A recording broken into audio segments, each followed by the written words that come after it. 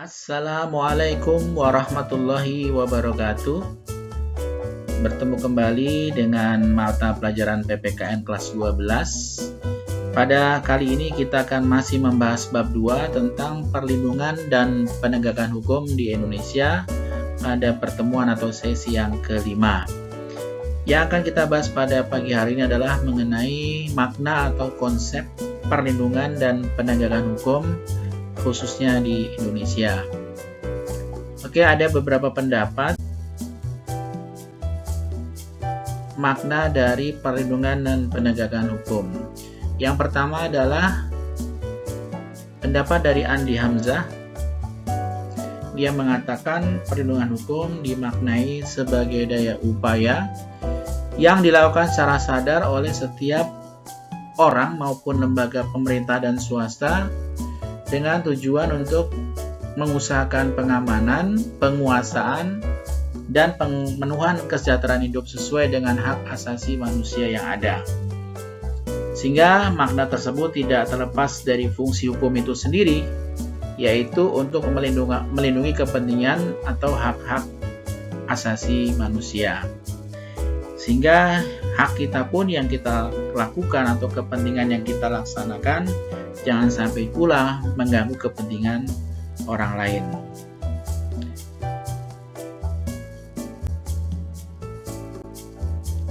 Kemudian konsep berikutnya adalah pendapat dari Simanjuntak.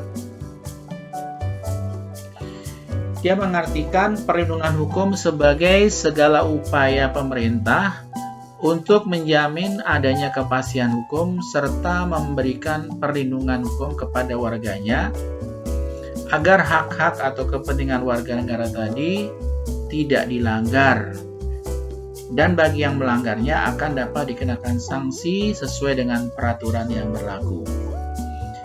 Suatu perlindungan, sebuah perlindungan akan dikatakan sebagai sebuah perlindungan hukum menurut beliau adalah harus minimal memenuhi syarat-syarat atau unsur sebagai berikut.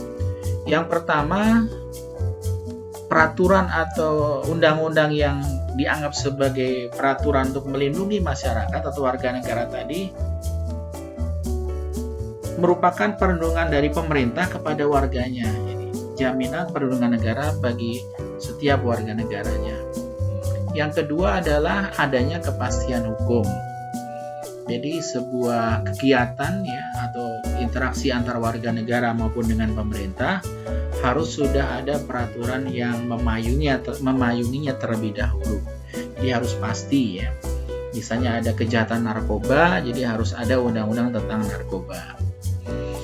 Dan yang ketiga berkaitan dengan hak-hak warga negara, jadi peraturan yang dibuat untuk melindungi kepentingan atau hak-hak dari warga negara itu sendiri. Dan yang keempat, adanya sanksi hukuman yang tegas, adanya sanksi hukuman yang sesuai dengan pelanggarannya itu sendiri.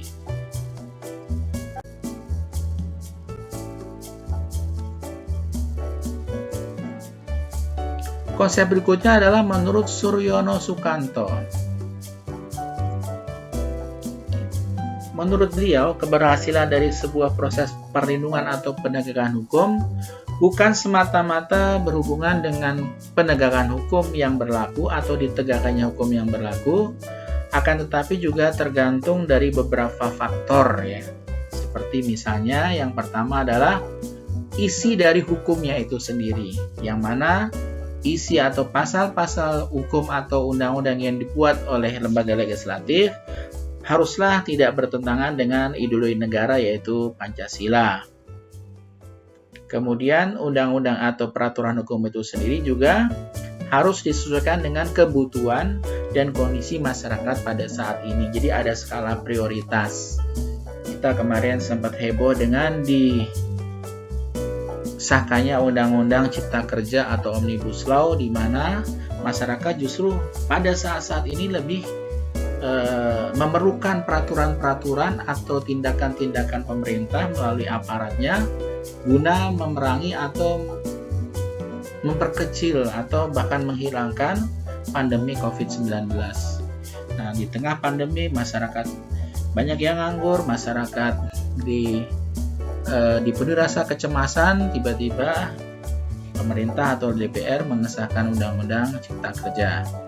Ya, menurut pendapat Bapak sendiri ini undang-undang yang buru-buru disahkan. Ya, ada skala prioritas. Kenapa tidak pandemi dulu yang diprioritaskan? Oke, selanjutnya setelah isi dari hukumnya, menurut beliau adalah yang kedua, penegak hukumnya, aparat penegak hukum yang bekerja secara adil, profesional, mengayomi, melindungi, dan menangani atau melaksanakan proses dari sebuah tindakan hukum atau tindakan pelanggaran hukum secara profesional, secara adil, dan memenuhi atau berdasarkan peraturan undang-undang yang berlaku, misalnya Kitab Undang-Undang Hukum Acara Pidana. Kemudian yang ketiga adalah masyarakatnya itu sendiri, ya, di mana kita sebagai warga negara harus bisa mematuhi, menghayati, memahami segala peraturan yang berlaku, kemudian berusaha untuk mentaati hukum atau peraturan yang berlaku itu dengan penuh kesadaran, baik dalam kehidupan masyarakat, berbangsa maupun bernegara.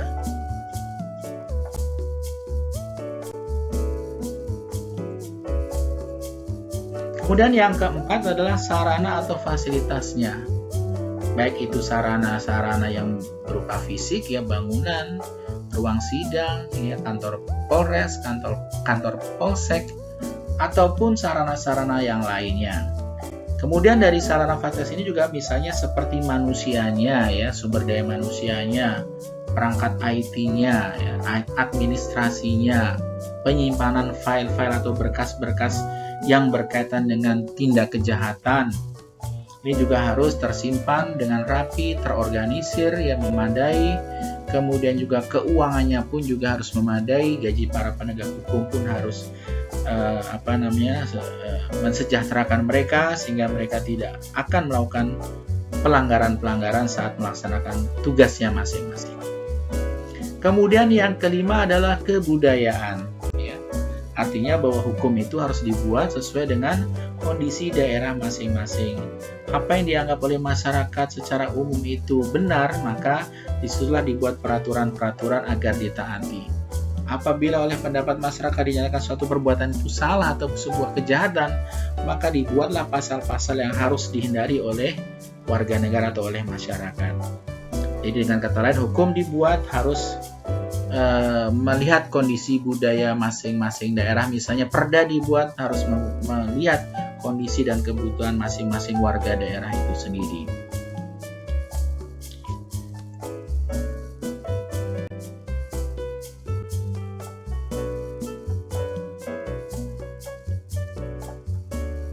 Kemudian perlindungan dan penegakan hukum sangat penting untuk dilakukan, karena kalau hukum sudah tertegak, masyarakat sudah mendapat jaminan perlindungan hukum, terutama dari pemerintah, akan menciptakan beberapa hal, ya, akan menimbulkan beberapa hal yang positif.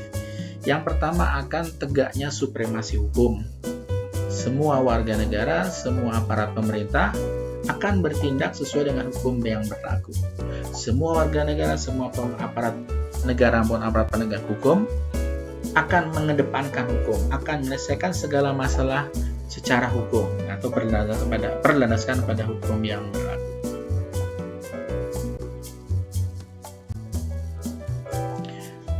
Kemudian yang kedua adalah tegaknya keadilan. Ya, kalau sudah ditegakkan sebuah masalah hukum akan menciptakan keadilan. Ya, kita akan hidup tenang, ya, kewajiban akan dilaksanakan dengan sebaik-baiknya. Antar warga negara, antar masyarakat tidak lagi melakukan pelanggaran-pelanggaran hukum, tidak melakukan pelanggaran atau mengganggu kepentingan orang lain.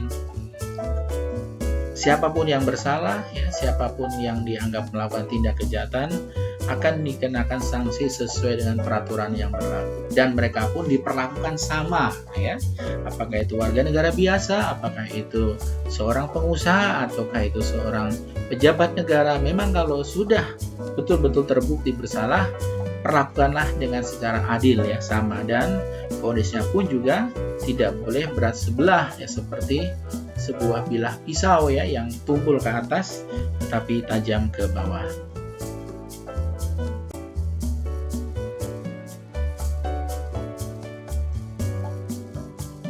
Kemudian berikutnya adalah mewujudkan perdamaian dalam kehidupan masyarakat. Ya, hukum sudah ditegakkan, supremasi hukum, keadilan sudah terwujud, maka masyarakat pun akan hidup secara damai.